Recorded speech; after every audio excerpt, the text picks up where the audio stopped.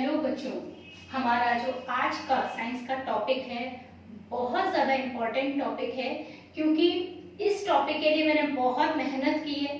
इस टॉपिक में मैंने जितने भी एंजाइम्स हमारे मनुष्य के पाचन में इस्तेमाल होते हैं, जितने अंग भाग लेते हैं और किस अंग से कौन सा एंजाइम निकलता है, कौन कौन से वो पोषक तत्व होते हैं जो हम भोजन के द्वारा ग्रहण करते हैं और उनका पाचन कैसे होता है, कौन सा एंजाइम कौन से पोषक तत्व का पाचन करता है, ये सारी चीजें मैंने एक टेबल में दिखाई हैं आपको। और इस एक टेबल को अगर आप अच्छे से याद कर लेते हैं तो आपके इससे बहुत सारे लॉन्ग और शॉर्ट क्वेश्चंस जो कि मनुष्य के पाचन पर, डाइजेशन पर बन सकते हैं, वो तैयार हो जाएंगे। एक सिंपल सी टेबल को याद करने से आपको बहुत लंबा याद करने की जरूरत नहीं पड़ेगी या किताब में बहुत ज्यादा रीड आउट करने की जरूरत नहीं पड़ेगी। ऐसी मेरी तरफ से पूरी कोशिश है और आपको निश्चित रूप से ये समझ में आना ही चाहिए। यहाँ मैं दो टेबल आपको दिखा रही हूँ। यहाँ पर दो टेबल हैं आपकी। एक पहली टेबल है जिसमें मैंने आपको पोषक तत्वों के बारे में बताया है, जिसमें कि हम ये जानेंगे कि जो आहार हम ग्रहण करते हैं, जो भी भोजन मनुष्य ग्रहण करता है, उस भोजन में कौन कौन से वो पोषक तत्व हैं जो हम ग्रहण करते हैं या होने चाहिए। एक भोजन के अंदर कौन कौन से पोषक तत्व होने चाहिए, ये भी कह सकते हैं। संतुलित आहार किसे कहते हैं वो देखेंगे। तो संतुलित आहार जिसमें सभी पोषक तत्व हों उसे हम संतुलित आहार कहेंगे। तो कौन कौन से वो पोषक तत्व हैं, उनका काम क्या है, और फिर अगर वो कमी हो जाए उनकी तो कौन सा रोग हो सकता है शरीर को। तो ये सारी चीजें हमने एक टेबल के थ्रू इसमें डिस्कस की हैं। सबसे पहले हम पोषक तत्वों की बात करें तो जो हमारे भोजन में सबसे ज्यादा जिसकी मात्रा होती है वो है carbohydrate. Carbohydrate carbon, hydrogen, oxygen के बने हुए रासायनिक यौगिक पदार्थ होते हैं, जटिल अणु इनका होता है। ठीक है, शर्करा इनको हम कहते हैं। तो जितने भी हमारे अधिकांशतः जो खाद्य पदार्थ हैं सभी के अंदर कार्बोहाइड्रेट की मात्रा कुछ ना कुछ अवश्य होती है। इसका जो सबसे इम्पोर्टेंट काम है, कार्बोहाइड्रेट हमारे शरीर को ऊर्जा प्रदान करते हैं। ठीक है, आपने कई बार देखा होगा कि हम कुछ खाते नहीं हैं, व्रत करते हैं या कुछ भी भोजन ग्रहण नहीं करते किसी वजह से, तो क्या होता है कि चक्कर आने लगते हैं, बेहोशी आने लगती है, संतुलन बनाना मुश्किल होने लगता है। तो ऐसा सब क्यों होता है? उसका कारण है कि हमारे शरीर में कार्बोहाइड्रेट्स की क्या हो जाती है, कमी हो जाती है, जिसकी वजह से शरीर में ऊर्जा का स्तर कम हो जाता है, शरीर को ऊर्जा नहीं मिल पाती। और जब ऊर्जा नहीं मिल पाती है तो शरीर संतुलन नहीं बना पाता, शरीर अपने दैनिक जो कार्य कर रहा है वो नहीं कर पाता, चक्कर आने लगते हैं, दिमाग को भी ऊर्जा जिसकी आवश्यकता है वो दिमाग को नहीं मिल पाती है, जिसकी वजह से दिमाग भी सही ढंग से काम नहीं कर पाता और बेहोशी सी छाने लगती है। ऐसी स्थिति में आपने देखा है कि कई बार क्या किया जाता है, ग्लूकोज घोलकर पिलाया जाता है। ठीक है, तुरंत ग्लूकोज घोलकर पिलाया जाता है और ग्लूकोज पीने के बाद बॉडी को काफी आराम मिल जाता है। What is the reason behind it? क्या रीजन है? ग्लूकोज भी एक कार्बोहाइड्रेट है और वो सबसे सरलतम रूप है कार्बोहाइड्रेट का। कार्बोहाइड्रेट की सबसे जो सरल रूप कहें वो ग्लूकोज होता है। हमारे शरीर में भी जो भोजन हम खा रहे हैं उसको अंदर जितने भी तरह का कार्बोहाइड्रेट होता है वो सभी तरह के कार्बोहाइड्रेट बाद में पाचन के, जब पाचन किया जाता है तो पाचन के बाद ग्लूकोज में ही परिवर्तित होते हैं और यही ग्लूकोज हमारे शरीर को क्या देता है, ऊर्जा देता है। तो कार्बोहाइड्रेट से हमें शरीर को ऊर्जा प्राप्त होती है। कार्बोहाइड्रेट्स कई प्रकार के होते हैं, जैसे आप देखिए गेहूं के अंदर भी आपकी शर्करा होती है, गेहूं के अंदर भी कार्बोहाइड्रेट होते हैं। ठीक है, आपकी चीनी और मीठे पदार्थ जितने भी हैं उनके अंदर भी कार्बोहाइड्रेट होता है, जिसे हम सुक्रोज कहते हैं। ठीक है, इसी तरीके से गेहूं मैंने आपको उदाहरण दिया, आलू है, चावल है, इनमें भी कार्बोहाइड्रेट होते हैं जिन्हें हम स्टार्च शर्करा कहते हैं। ठीक है, तो शर्करा कई तरह की होती है, माल्टेज शर्करा, ठीक है, जो गन्ने की रस में होती है वो माल्टेज शर्करा होती है, या इस तरह के जो मीठे पदार्थ होते हैं, है ना। और आपका सुक्रोज है, माल्टेज है। ठीक है, फिर इसके बाद में आपका बहुत तरह के और भी कार्बोहाइड्रेट जैसे मंड हम लोग शब्द का प्रयोग करते हैं, जो पौधे से हम डायरेक्टली भोजन ग्रहण करते हैं वो मंड रूप में होता है, तो वो सब हमारा कार्बोहाइड्रेट है। ठीक है, अब कार्बोहाइड्रेट से शरीर को ऊर्जा प्रदान हो रही है। अगर कार्बोहाइड्रेट्स हम पूर्ण रूप में न ले पाए या शरीर के अंदर इसकी कमी हो जाए तो क्या रोग होगा? हाइपोग्लाइसेमिया। हाइपोग्लाइसेमिया ये एक ऐसा रोग है जिसके अंदर शरीर में कार्बोहाइड्रेट्स की मात्रा अचानक से बहुत कम हो जाती है, ग्लूकोज का लेवल एकदम से कम हो जाता है, जिसकी वजह से व्यक्ति अचानक ही चक्कर आने लगते हैं और वो बेहोश हो जाता है। तो उसमें ब्लड शुगर का लेवल बहुत कम हो जाता है। ठीक है, तो उसे कई बार ड्रिप चढ़ानी पड़ती है ग्लूकोज, या फिर उसे अलग से मुंह के द्वारा ग्लूकोज दिया जाएगा। अगर बेहोश हो जाता है तो ऐसी स्थिति में उसको ड्रिप के द्वारा ग्लूकोज दिया जाता है ताकि वो अपनी चेतना वापस ला सके और कार्बोहाइड्रेट्स की स्तर को उसके शरीर में बढ़ाया जा सके। दूसरा, इसमें एक और रोग होता है एसिडोसिस। यह भी लगभग ऐसा ही रोग है जिसमें शरीर के जो विभिन्न भाग हैं उन्हें ऊर्जा नहीं मिल पाती, तो वो सही ढंग से काम नहीं कर पाते हैं। सेकेंड आता है हमारा प्रोटीन। प्रोटीन हमारा एक बहुत इंपॉर्टेंट पोषक तत्व है क्योंकि शरीर की वृद्धि इसी की मदद से होती है। प्रोटीन कई तरह के होते हैं, जैसे जो नाखूनों और बालों का निर्माण हो रहा है वो केराटिन नाम की एक प्रोटीन से हो रहा है।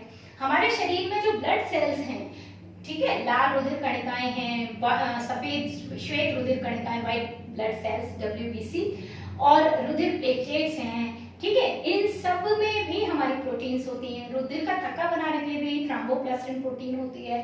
ठीक है, इसी तरीके से हमारा एंटीबॉडी, एंटीजीन्स आपने नाम सुने होंगे, जिनके आधार पर 4 तरह के हमारे ब्लड ग्रुप होते हैं, वो भी हमारी क्या होती है? प्रोटीन ही होती हैं। फिर नेक्स्ट अगर हम और बात करते हैं तो हमारे शरीर के अंग, जितने भी अंग हमारे शरीर के काम कर रहे हैं, वो सभी अंगों में विभिन्न प्रकार के प्रोटीन के स्तर होते हैं जिनसे कोशिकाएं वृद्धि करती हैं और इसी की वजह से हमारा शरीर वृद्धि करता है।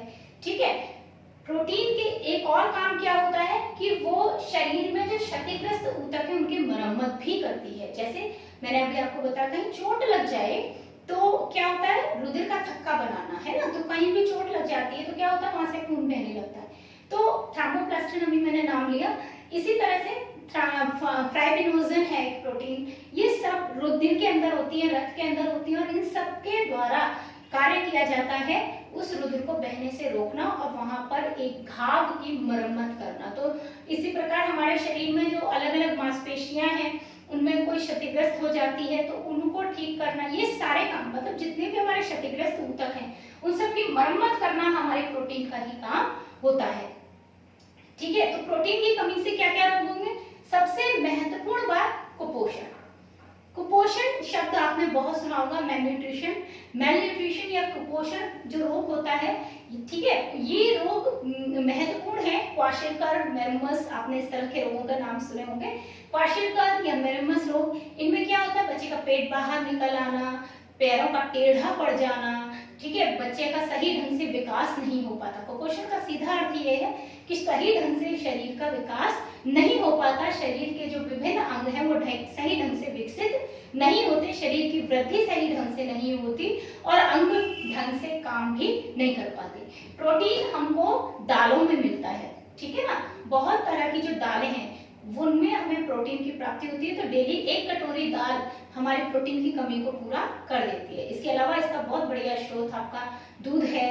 दूध में एक विशेष प्रकार की प्रोटीन पाई जाती है और रेनिन जो है उसी के लिए होता है, मैं बाद में भी बात करती हूँ।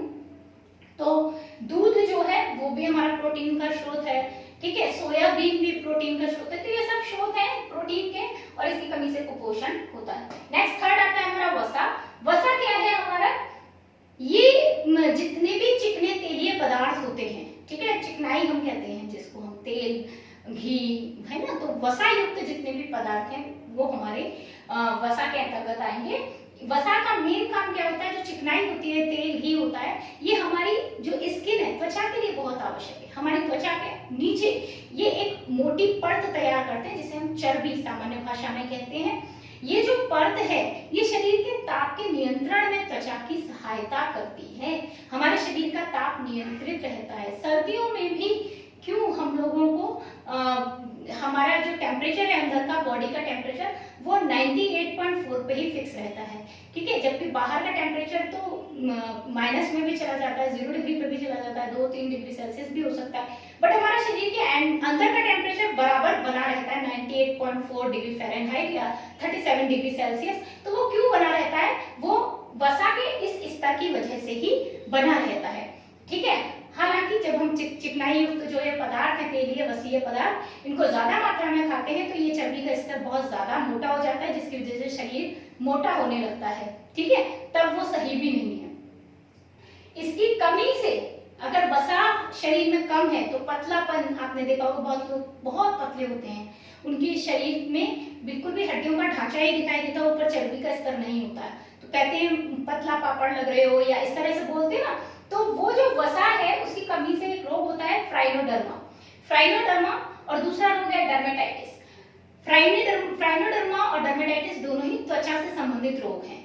फ्राइनोडर्मा में क्या होगा कि शरीर बहुत खुश्क हो जाता है, बहुत सूख जाता है, उस पर रशेस पड़ जाते हैं तरह तरह के, और उसके अंदर छोटे छोटे फुंसियां दाने से निकल आते हैं, तो ये त्वचा का रोग बन जाता है। डर्मेटाइटिस भी इसी तरह का एक रोग है, दाद खाज खुजली टाइप के रोग इसमें बनने लगते हैं, ठीक है। अब आते हैं विटामिन जो पदार्थ होते हैं, देखिए कार्बोहाइड्रेट आपको भोजन से मिल जाता है, प्रोटीन मिल जाता है, वसा मिल जाता है, ये सब भोजन में आपको मिल जाते हैं और हमारे शरीर के अंदर भी इनकी उपस्थिति रहती है। लेकिन विटामिन ऐसे हैं जो शरीर के अंदर बिल्कुल भी उपस्थित नहीं होते, इन्हें हम बाहर सप्लीमेंट से ही ले सकते हैं। बाहर से जो हम भोजन प्राप्त कर रहे हैं उसी में होता है, शरीर में इनका कहीं निर्माण नहीं होता, ठीक है। अगर हम खाना नहीं खाते हैं तो एक दिन खाना ना खाने से हमें ज्यादा फर्क नहीं पड़ता।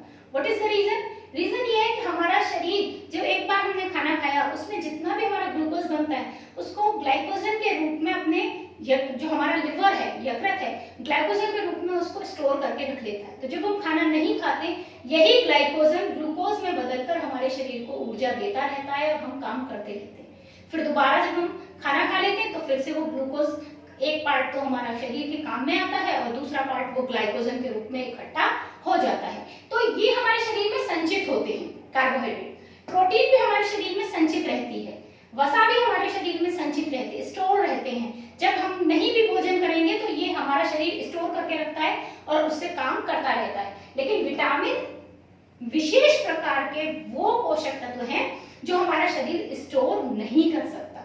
ये कभी हमारे स्टोर में वो शरीर में स्टोर नहीं हो पाते हैं। हमने जब भोजन खाया हमने अवशोषित किया, जितनी आवश्यकता थी उतने यूटिलाइज हुए और बाकी सब शरीर से बाहर निकाल दिए जाते हैं।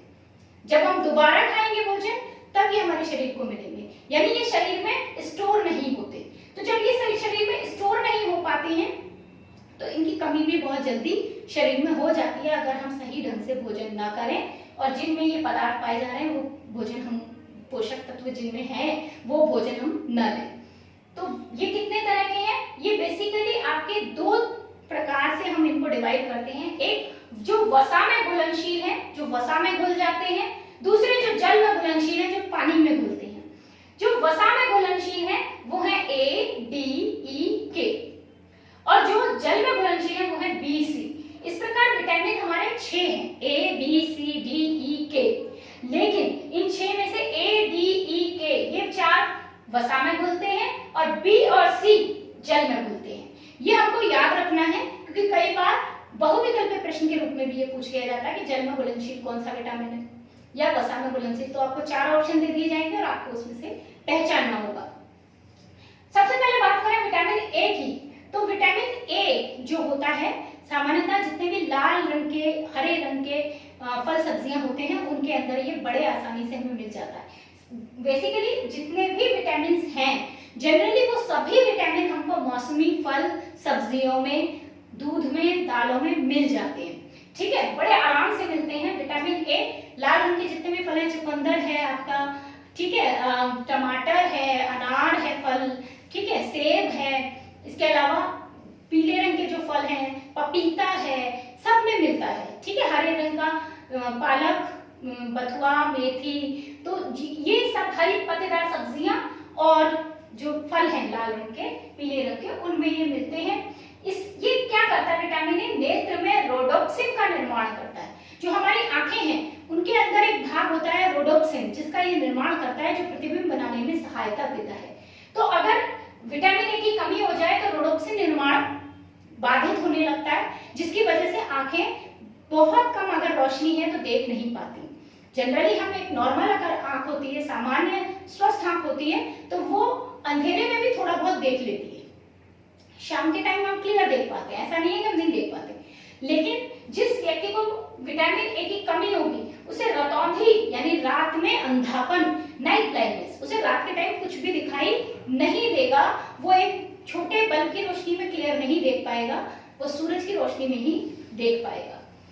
फिर इसके बाद डी, विटामिन डी जो है ये भी हमारे शरीर में, मैंने बताया ना, कोई भी विटामिन स्टोर नहीं होता, तो विटामिन ये भी स्टोर नहीं होता। इसका सबसे महत्वपूर्ण काम है, हमारे शरीर में खनिज लवण भी लेते हैं हम। तो हमारे शरीर में जो खनिज लवण है जैसे calcium, phosphorus, iron, sodium, potassium, ठीक है, कैडमियम, बहुत सारे हैं, सिलिकॉन, ठीक है, बहुत सारे पोषक तत्वों के रूप में जो खनिज लवण है वो हम अपनी बॉडी के अंदर लेते हैं। लेकिन इन खनिज लवणों में से जो कैल्शियम, फास्फोरस है ये बहुत इंपॉर्टेंट है, क्योंकि यही हड्डियों का निर्माण करते हैं, ठीक है। लेकिन कैल्शियम और फास्फोरस जो भी भोजन हम खाते हैं वो ऐसे ही हमारे शरीर में नहीं जाते। बहुत से बच्चे हैं चॉक खाते हैं, चॉक में निश्चित रूप से कैल्शियम होता है, बट अगर आप ये कहें कि कैल्शियम की पूर्ति के लिए मैं चॉक खाऊं और चॉक से मुझे फायदा होगा, मेरी हड्डी मजबूत हो जाएगी, तो नॉट पॉसिबल, ऐसा नहीं होगा। What is the reason? क्योंकि कैल्शियम जब हम शरीर के अंदर खाते हैं उसे अवशोषित करने के लिए, उसे एब्जॉर्ब करने के लिए विटामिन डी होता है। अगर ये विटामिन डी हमारे शरीर में न हो तो हम कैल्शियम कितना भी खाएंगे वो स्टोर नहीं हो, हमारे शरीर में एब्जॉर्ब नहीं होगा, बल्कि वो हमारे शरीर में एक जगह इकट्ठा होकर पथरी यानी स्टोन बना देगा। तो बहुत से लोग होते हैं जिनके स्टोन बन जाता है, ठीक है, पेट में स्टोन बन गया, किडनी में स्टोन बन गया, ठीक है, यूरिनरी ट्यूब में स्टोन बन गया, गॉल ब्लैडर यानी पित्त की जो थैली होती है उसमें स्टोन बन गया। तो ये जो स्टोन बनता है वो तब बनता है जब विटामिन डी की कमी के कारण कैल्शियम एब्जॉर्ब नहीं हो पाता, फास्फोरस एब्जॉर्ब नहीं हो पाता, इसलिए विटामिन डी होना जरूरी है। अगर विटामिन डी की कमी हो जाएगी तो रिकैट्स नाम का रोग होगा, सूखा रोग, जिसमें हड्डियां बहुत कमजोर हो जाएंगी, क्योंकि कैल्शियम फास्फोरस अवशोषित नहीं हो पाएगा। विटामिन डी जो सबसे ज्यादा 90% जो मिलता है वो हमें सूरज की रोशनी से मिलता है। जब हम सूरज की रोशनी सुबह सुबह, जब रेडनेस वाली रोशनी होती है, उसमें हम 5 मिनट भी अगर बैठते हैं तो हमें पूरा विटामिन डी मिल जाता है, ठीक है। उसके बाद नेक्स्ट आता है ई।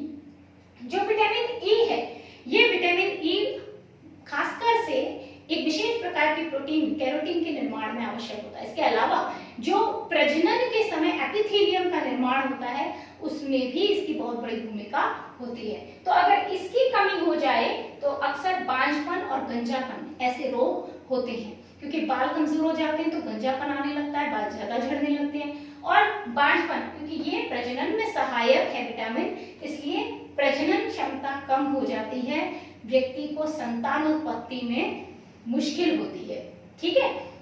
तो ये हो गया विटामिन ई। विटामिन ई जो मिलता है वो अंडे से, दूध से, ठीक है, विशेष प्रकार की जो हमारे आंवला है, आंवले से भी हमें विटामिन ई मिल जाता है ना।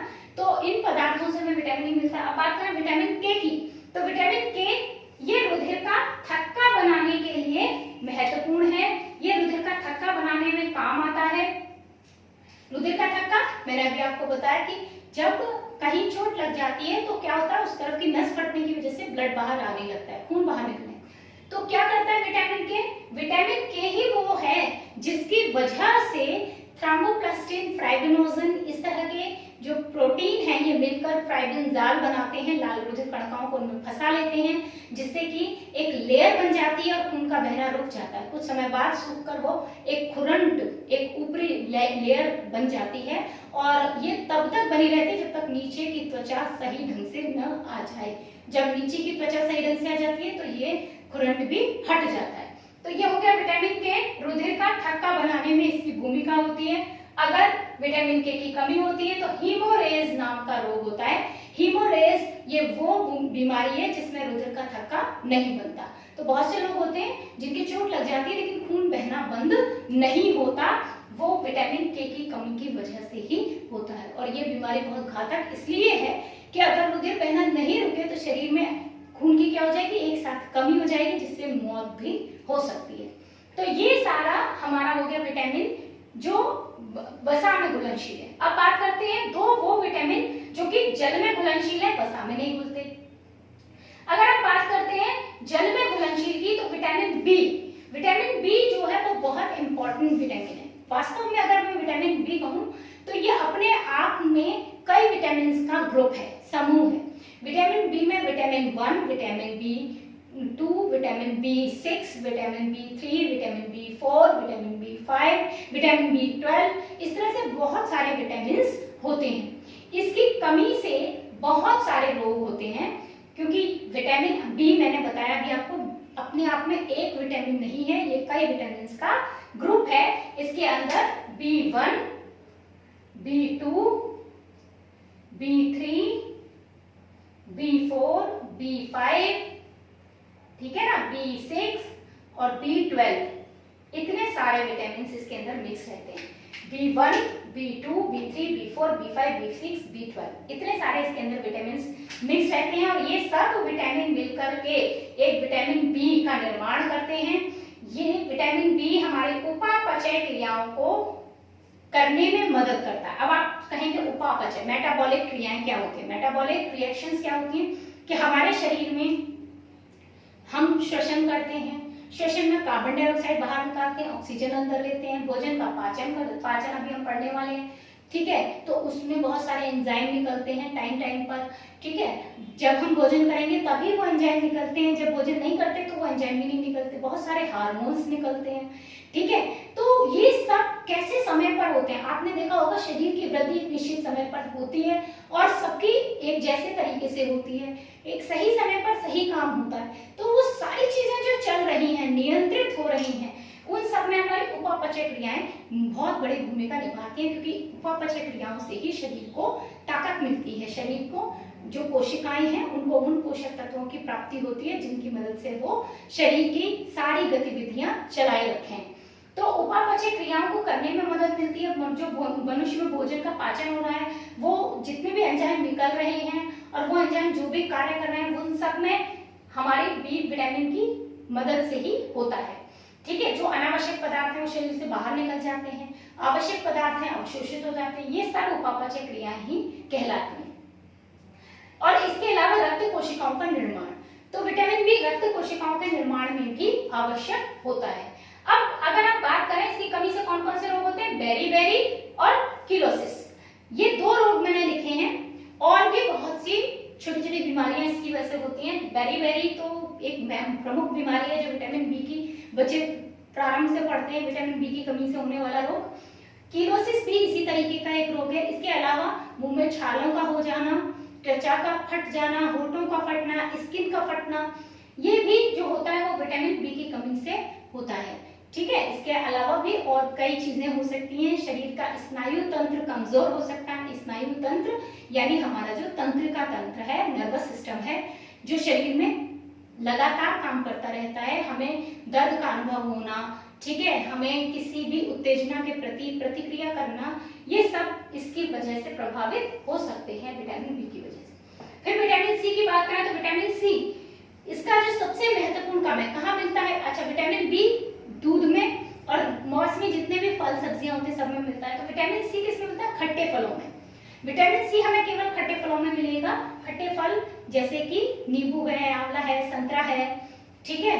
और इसके अलावा आप आम में भी ले सकते हैं, क्योंकि आम भी ऐसा नहीं है कि खट्टा नहीं होता, ठीक है। तो इन सब में हमें विटामिन सी जो मिल रहा है, इसका जो काम है वो काम है डेंटिन और अस्थि की मैट्रिक्स का निर्माण करना। दांतों में होती है डेंटिन, ठीक है, तो दांतों की डेंटिन का निर्माण करता है, ये उसमें मदद करता है। इसके अलावा अस्थि जो होती है, हड्डियां जो होती है, हड्डियों में एक अंदर की तरफ एक द्रव भाग होता है, मैट्रिक्स जिसको हम कहते हैं, उसका निर्माण भी विटामिन सी की मदद से होता है। तो अगर विटामिन सी की कमी हो जाए तो इस रोग को हम स्कर्वी कहते हैं, जिसकी वजह से अस्थियां और दांत कमजोर होने लगते हैं और सही ढंग से व्यक्ति का जो विकास है वो नहीं हो पाता। तो ये सारे हो गए हमारे हमारे वो पोषक तत्व। एट लास्ट एक मैं खनिज लवण जरूर आपको बताऊंगी, वो है Fe यानी आयरन। देखिए कैल्शियम, फास्फोरस, ये सब खनिज लवण है। कैल्शियम फास्फोरस मैंने अभी आपको समझाया था विटामिन डी में, लेकिन आयरन भी एक बहुत इंपॉर्टेंट है स्रोत हमारा। ये भी हमें हरे सब्जियों से मिलता है। हरी पत्तेदार जो सब्जियां होती हैं, लाल रंग के जो फल होते हैं, लाल रंग की सब्जियां होती हैं, उन सब में हमें आयरन मिलता है। ये हमारी आरबीसी का निर्माण करता है। आरबीसी के अंदर हीमोग्लोबिन नाम की एक प्रोटीन होती है। उस प्रोटीन का निर्माण के लिए आयरन की आवश्यकता होती है। ठीक है, तो हीमोग्लोबिन जो प्रोटीन है, अगर ये आरबीसी के अंदर ना हो, क्योंकि हीमोग्लोबिन ही है जो ऑक्सीजन हम सांस के जरिए ग्रहण करते हैं, उसको अवशोषित करके ऑक्सी हीमोग्लोबिन बनाती है, और इसी से हमारे शरीर की सारी क्रियाएं होती हैं। यदि आरबीसी के अंदर हीमोग्लोबिन नहीं बनेगा तो शरीर में खून की कमी हो जाती है, जिसे हम कहते हैं एनीमिया। इस रोग को हम एनीमिया अक्सर बहुत बच्चों में होता है, क्योंकि बच्चे हरे पत्तेदार सब्जियां अक्सर नहीं खाते। आयरन की कमी उनके शरीर में होती है, जिसकी वजह से उन्हें गोलियां भी दी जाती हैं। तो सरकार भी इस समय आपको हफ्ते के हफ्ते गोली खिलाने की बात करती है। गोलियां सभी सरकारी विद्यालयों में दी जाती हैं। वो सभी सरकारी विद्यालयों में दी जाने वाली जो गोलियां, वो आयरन की गोली हैं, जो शरीर में एनीमिया रोग को दूर करने में मदद करती हैं। भारत में बहुत ज्यादा बड़ी संख्या में लड़कियां खासकर से जो होती हैं, वो एनीमिया की शिकार होती हैं, उनमें खून की कमी होती है। ठीक है, तो ये आपका हो गया सारा पोषक तत्वों के बारे में। अब मैं आपको जल्दी से समझाऊंगी दूसरी टेबल हमारी। ये तो हमारी पहली टेबल खत्म हुई। अब इसके बाद हमारी दूसरी टेबल शुरू होती है कि हमारे जो मनुष्य है, ये सारे पोषक तत्व उसने खाने के अंदर लिए। अब इन सभी पोषक तत्वों का पाचन कैसे होगा? हम अपने पिछले वीडियो में पढ़ चुके हैं कि हमारे मनुष्य के पाचन तंत्र में कौन कौन से अंग हैं जो भाग लेते हैं। मुंह से लेकर के हम बड़ी आंत तक सारे उन अंगों के बारे में बात कर चुके हैं। तो अब हम देखते हैं कि हमारे इन्हीं सभी अंगों में अलग अलग कौन कौन से एंजाइम निकलते हैं, वो क्या क्रिया करते हैं और क्या उससे प्रतिफल हमको प्राप्त होता है। सबसे पहले बात करते हैं मुंह की। अगर हम मुंह की बात करें तो मैं पहले आपको पिछले वीडियो में वैसे बता चुकी हूँ कि मुंह में लाल ग्रंथियां पाई जाती हैं। 3 होती हैं, अधोहनु, अधोकर्ण और अधोजिह्वा। एक कानों के नीचे की तरफ, जीभ के नीचे की तरफ अधोजिह्वा, और हनु यानी कि थोड़ी के पास, थोड़ी के नीचे की तरफ, जिसे हम अधोहनु कहते हैं। ये जो लाल ग्रंथियां हैं, इनमें से 2 एंजाइम निकलते हैं। एक तो निकलता है टाइलिन, दूसरा निकलता है माल्टेज। जो टाइलिन एंजाइम है, ये भोज्य पदार्थ मंड, जो भी हमने मंड पदार्थ खाया है पौधों से, आपको पता हो, मैंने बताया था आपको कि पौधे जो होते हैं वो मंड रूप में भोजन को एकत्रित करते हैं। तो जो मंड रूप में भोज्य पदार्थ है, ये विशेष प्रकार का कार्बोहाइड्रेट है, इसको ये माल्टोज में बदल देते हैं। ठीक है, जब हम मुंह में भोजन को चबाते हैं तो चबाने पे जो निकल रही है टाइलिन एंजाइम उसमें से निकल रहा है, वो चबाते चबाते मिक्स हो जाता है मंड के अंदर और उसे माल्टोज में बदल देता है। उसके बाद नेक्स्ट आता है आपका माल्टेज। जो माल्टेज एंजाइम है, जो माल्टोज मंड से बना, उसी माल्टोज को ग्लूकोज में बदल देता है। ठीक है, तो हम जब खाते हैं, तो जब हम मुंह में चबाते हैं, तो चबाते ही हमारा भोजन का पाचन प्रारंभ हो जाता है। चबाते चबाते ही भोजन का पाचन होने लगता है। आपने अक्सर सुना होगा, कहा जाता है कि भोजन करते समय हमें बातें नहीं करनी चाहिए, भोजन हमें बहुत चबा चबा कर करना चाहिए। ठीक है, और बहुत छोटी सी बात कही जाती है कि यदि भोजन को चबाकर नहीं करोगे तो दांतों का काम आंतों को करना होगा। तो ये जो कहावत है कि दांतों का काम आंतों को करना होगा, क्योंकि दांत क्या करते हैं, जब भोजन को चबाते हैं तो टाइलिन उसमें मिक्स होता है। टाइलिन के मिक्स होने से मंड माल्टोज में और माल्टोज फिर ग्लूकोज में बदलता है। तो जो कार्बोहाइड्रेट आपने खाया, जो अंदर आमाशय में जाकर, वो बहुत जटिल एक रासायनिक पदार्थ है, आसानी से वो उसका सरलीकरण संभव नहीं है। लेकिन यदि हम खाने को चबाकर खाते हैं तो उसका मुंह के अंदर ही काफी हद तक पाचन हो जाता है और सरल रूप में वो ग्लूकोज में आ जाता है। मैंने पिछले वीडियो में आपको बताया भी था कि अगर आप रोटी को ऐसे ही चबाते जाते हैं तो कुछ समय बाद वो मीठी लगने लगती है। तो मैंने आपको बताया था कि जो सुक्रोज है रोटी के अंदर का, वो किसमें बदल जाता है, ग्लूकोज में।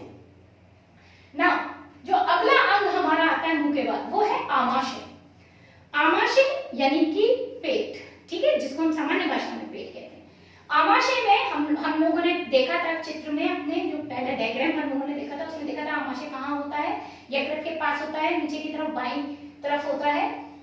तो जठर रस इसमें से निकलता है। इसमें ग्रंथियां जो होती हैं उन्हें हम जठर ग्रंथियां कहते हैं और इन जठर ग्रंथियों से जठर रस निकलता है।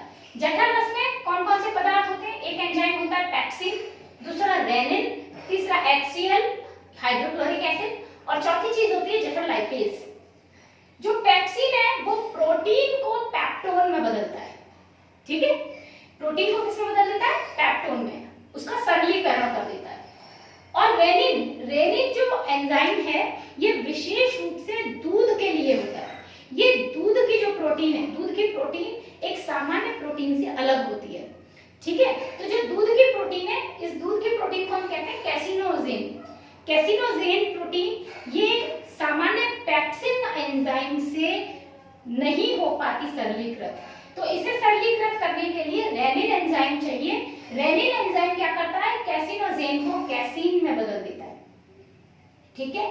और हाइड्रोक्लोरिक एसिड की उपस्थिति में ही ये एंजाइम काम करते हैं, इसीलिए हमारे शरीर में हाइड्रोक्लोरिक एसिड भी निकलता है। ये हाइड्रोक्लोरिक एसिड बहुत कम मात्रा में हमारे आमाशय में निकलता है, किसी वजह से, हमारे खान पान के असंतुलन की वजह से, या हम अगर समय पर खाना नहीं खाते, हम डेली 10 बजे खाना खाते हैं तो 10 बजे हमें भूख लगेगी, ये हमारी जैविक घड़ी है। लेकिन यदि हम 10 बजे खाना नहीं खा रहे हैं, हम उसकी जगह 12 बजे खा रहे हैं, 1 बजे खा रहे हैं, तो जो 10 बजे निकलने वाला हाइड्रोक्लोरिक एसिड है वो हमारे शरीर में एक्स्ट्रा उत्पन्न होने लगता है और इसकी वजह से एसिडिटी की समस्या बनने लगती है। तो अक्सर कहते हैं कि तेजाब बन रहा है, तो बेसिकली वो क्या होता है? वो HCl की उपस्थिति के कारण एक खट्टी खट्टी डकारें आना, गैस बनना, ये सारी समस्याएं होने लगती हैं। इसीलिए समय पर भोजन करना आवश्यक है। जठर लाइपेज ये वसा जो होती है, लिपिड जो होती है, जो भी हमने चिकनाई वाले पदार्थ खाए, ऑयली फूड खाया, तेल घी से बनी हुई जितनी चीजें खाई हैं, उन सबको सरलीकृत करने में काम करता है। और जठर लाइपेज से जो लिपिड है, वसा है, वो किसमें बदल जाएगी? काइम में, काइम वसा में, ठीक है।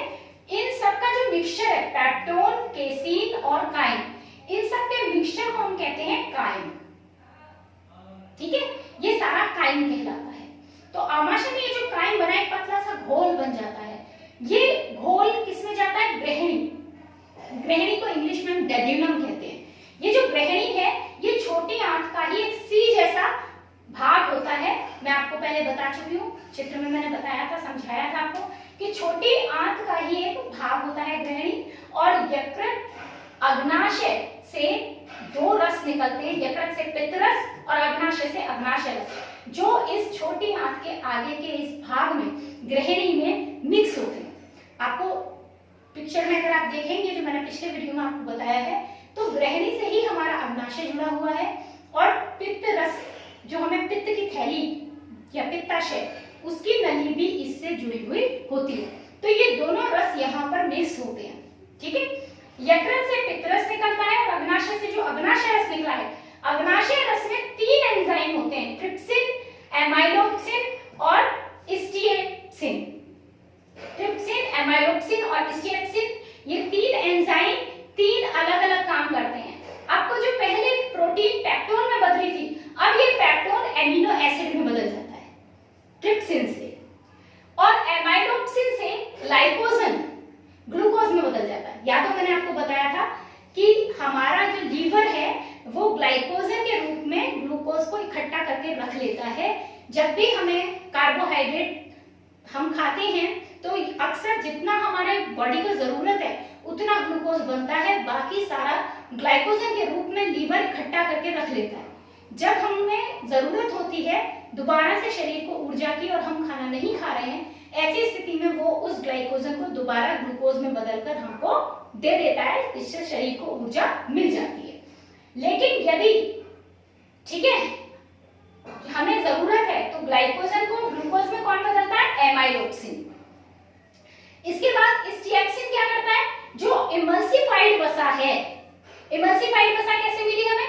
जो हमारा पित्त रस था, उस पित्त रस ने काइम वसा, जो काइम वसा थी, जो हमें आमाशय में लिपिड से काइम वसा बनी थी, वो काइम वसा इमल्सिफाइड हो जाती है, मतलब और छोटे अणुओं में टूट ठीक है। तो पितरस इसकी इमल्सिफिकेशन कर देता है, इसको बहुत छोटे रूपों में बदल देता है। इमल्शन में आपको एक बात बता दूं, कुछ ऐसे समझ सकते हैं आप, अगर एक तेल की बूंद को आप पानी के साथ मिक्स करते हैं तो एक जो पदार्थ आपको प्राप्त होता है, एक व्हाइट कलर का सा आपका पदार्थ बन जाता है तेल की एक बूंद या घी की एक बूंद के साथ पानी मिक्स करने पर, उसे हम इमल्शन कहते हैं।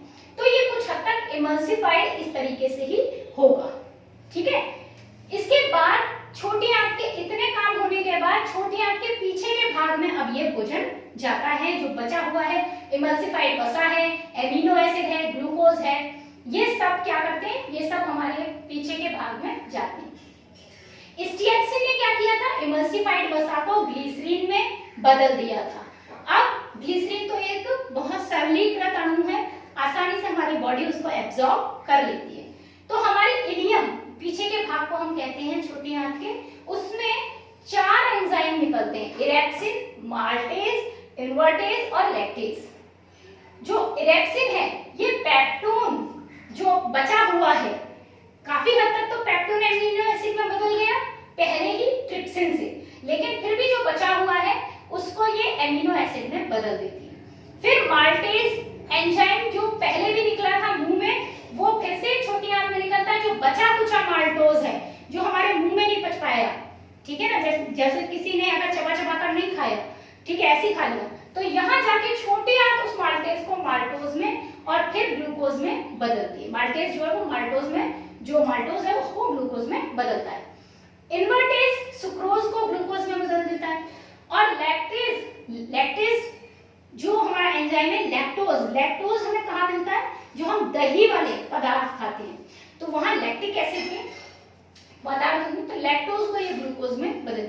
तो जो दूध की बनी हुई मिठाइयां होती हैं उनमें लैक्टोज को किस में बदल देता है, ग्लूकोज में बदल। इस तरीके से हमें फाइनली प्रोटीन का एमिनो एसिड सरल रूप मिलता है, ग्लूकोज हमें कार्बोहाइड्रेट का सरल रूप मिलता है, और ग्लिसरीन वसीय अम्ल ये हमें वसा का सरल रूप मिलता है। ये सभी पदार्थ हमारे शरीर की छोटी आंत द्वारा स्वांगीकृत हो जाते हैं, शरीर की रक्त जो है उसमें अवशोषित हो जाते हैं, ब्लड में मिक्स कर दिए जाते हैं, और इस क्रिया को हम स्वांगीकरण या एसिमिलेशन कहते हैं। इस प्रकार ये सभी पोषक तत्व हमारे शरीर में पहुंच जाते हैं रक्त के जरिए, ब्लड के जरिए, ये शरीर के सभी अंगों को जितनी भी कोशिकाएं हैं उनको मिल जाते हैं और वो सभी कोशिकाएं अपना कार्य कर पाती हैं। अब जो कुछ रह गया स्वांगीकरण के बाद वो सिर्फ और सिर्फ अवशेष पदार्थ होते हैं, जो छोटी आंत से किस में आ जाते हैं, बड़ी आंत में। बड़ी आंत में ना तो कोई ग्रंथि है ना ही कोई एंजाइम वहां पर निकलता है, केवल एक ही काम होता है कि जो भी उसमें एक्स्ट्रा जल है, एक्स्ट्रा वाटर है, उसको अवशोषित कर लिया जाए। उस पानी का वो अवशोषण कर लेती है बड़ी आंत, और बाकी अन्य पदार्थ जो भी बचे कुचे हैं अवशेष, उन अवशेष पदार्थों को वो शरीर से बाहर निकाल देती है समय समय पर। तो इस तरीके से मनुष्य में पूरा भोजन का पाचन हो जाता है, ठीक है। ये जो मनुष्य का पाचन है इसमें बहुत छोटे प्रश्न से लेकर बहुत बड़े प्रश्न तक बन पाते हैं। मनुष्य में भोजन का पाचन कैसे होता है, अगर लॉन्ग क्वेश्चन आता है तो आप सीधे सीधे मनुष्य में भोजन का पाचन, मैंने जैसे ये टेबल बनाई है, आप बस इसे समझा कर लिखें तो ये अपने आप में एक लॉन्ग क्वेश्चन बन जाएगा कि सबसे पहले मुंह के बारे में बताइए उन्हें कि मुंह में लार ग्रंथियां होती हैं। याद करने में आपको ये टेबल बहुत मदद देगी, है ना। आमाशय में ऐसे कई बार क्वेश्चन पूछ लिया जाता है, ट्रिप्सिन एंजाइम कौन से भाग से निकलता है या कौन से अंग में निकलता है, तो आपको दे दिया जाएगा बड़ी आंत, छोटी आंत, आमाशय, मुख। तो किस में निकलता है, ट्रिप्सिन छोटी आंत में निकलता है, छोटी आंत की ग्रहणी वाले हिस्से में निकलता है। तो इस तरीके के क्वेश्चंस बना लिए जाते हैं। इसमें बहुत सारे 1 नंबर के, 2 नंबर के या और बड़े प्रश्न के रूप में 7 नंबर तक इस पर प्रश्न बन जाते हैं। तो मुझे उम्मीद है आपको ये अच्छे से समझ में आ गया होगा, और इसे आप लिख करके अच्छे से याद कर लीजिए, तो आप कभी भी नहीं भूलेंगे कि मनुष्य में भोजन का पाचन किस प्रकार होता है, कौन कौन से एंजाइम इसमें भूमिका निभाते हैं। Thank you.